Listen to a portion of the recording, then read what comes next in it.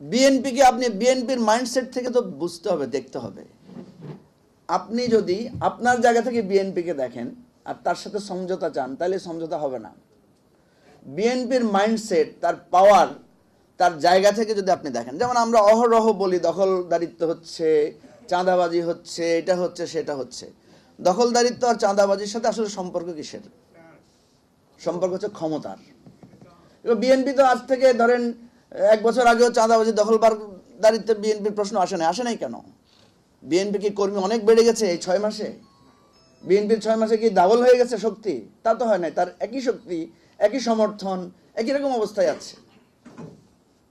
আর আওয়ামী লীগের শক্তি কি নিঃশেষ হয়ে গেছে? আওয়ামী লীগের কয় % লোক পালায় গেছে বলেন? আওয়ামী লীগের 1% লোক তো পালায় যায় না। তার মানে তার যদি আমরা ধারণা করি তার যত % সমর্থন আছে, শক্তি আছে, সবই তো এক্সিস্ট করতেছে এখনো। একটা আওয়ামী লীগের লোককে দেখতেছেন চাঁদাবাজি করতে? তার মানে কি?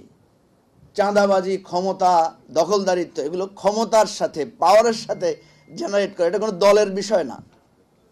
এখন রাষ্ট্র সংস্কার আন্দোলন যদি এরকম ক্ষমতার কাছাকাছি যায়, চাঁদাবাজি করবে কিনা, দখলদারিত্ব করবে কিনা, আপনারা তো বলবেন যে আপনি রাষ্ট্র সংস্কারের দিকে বলতেছেন কেন? এই বিপার্টির কথা কন, করবে না। আচ্ছা, ঠিক আছে।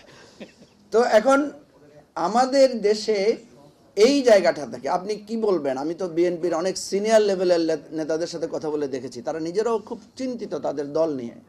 তারা নিজেরা সারাদিন, একটা দল যদি সারাদিনের মধ্যে একটা বড় অংশ শুধু বহিষ্কার আর অভিযোগ শুনতে হয়, তার তো ভালো লাগার কথা না।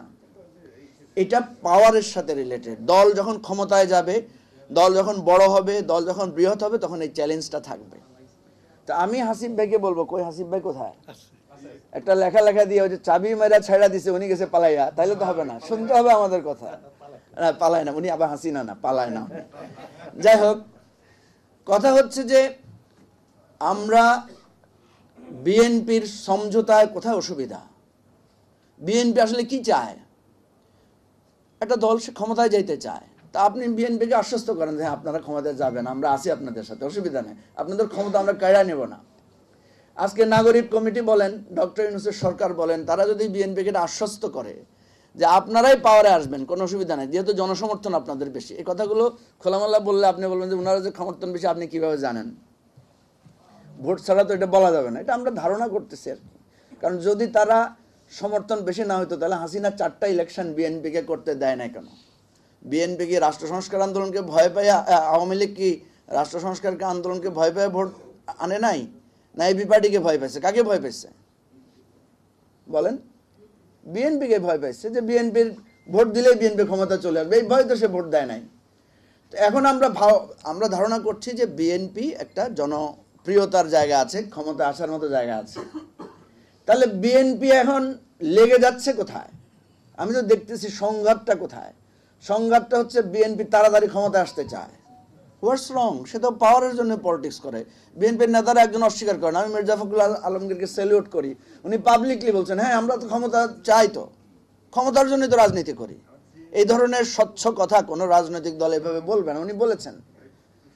তো আমি যেটা বলছি যে বিএনপিকে সমঝোতায় বসতে হলে আমাদেরকে এই কথাটা বলতে হবে যে আপনি ক্ষমতায় আসেন, আমাদের কোনো অসুবিধা নাই, কিন্তু আমরা চাই আপনি হাসিনার মতো পালায়েন না, আপনার সাথে আমরা বসি, আলোচনা করি, আমাদেরকে আপনার তুচ্ছ-তাচ্ছিল্য করেন, কয়টা ভোট আছে, আসেন না, অসুবিধা নাই। হ্যাঁ, সত্য কথা, আমাদের ভোট নাই, এটাও আমাদের আত্মসমালোচনা করতে হবে। আমরা যতই ওদেরকে বলি সমঝোতার কথা বলি, সেটা আসবে না। এখনো এতটুকু আসে যেহেতু আমাদের কথা কিছু জায়গায় প্রচারিত হয়, আমাদের কথার কিছু ভার আছে।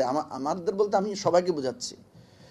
আমাদের এই ভার কেন্দ্রটা বিএনপি যখন বুঝবে, বিএনপি যখন উপলব্ধি করবে যে এই ভার কেন্দ্রেরও একটা ক্ষমতা আছে, শক্তি আছে বলে এই রাষ্ট্র সংস্কার আন্দোলনের মতো একটা দলের ভোকাবুলারি আজকে জাতীয় ভোকাবুলারিতে পরিণত হয়েছে।